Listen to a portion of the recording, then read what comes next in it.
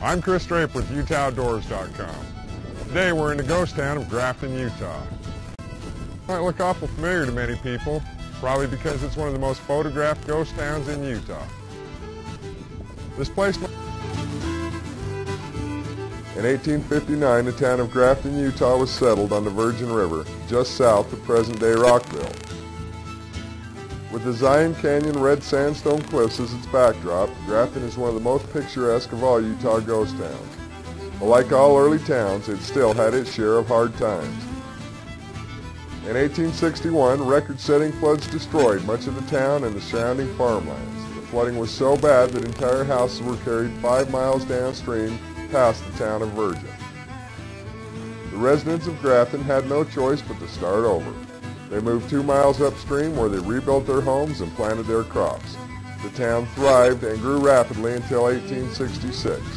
The recurring flooding and countless Indian attacks had finally taken its toll.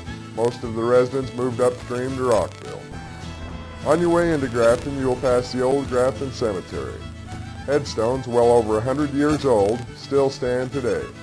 Spending a little time in this cemetery really gives you an idea of how hard it was to live back in these times. Over the years, Grafton has fallen victim to the elements and vandalism. Only a few of the original structures still stand.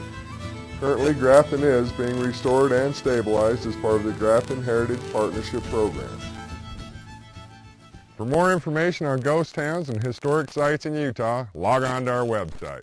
For Good Morning Utah, I'm Chris Draper with UtahOutdoors.com.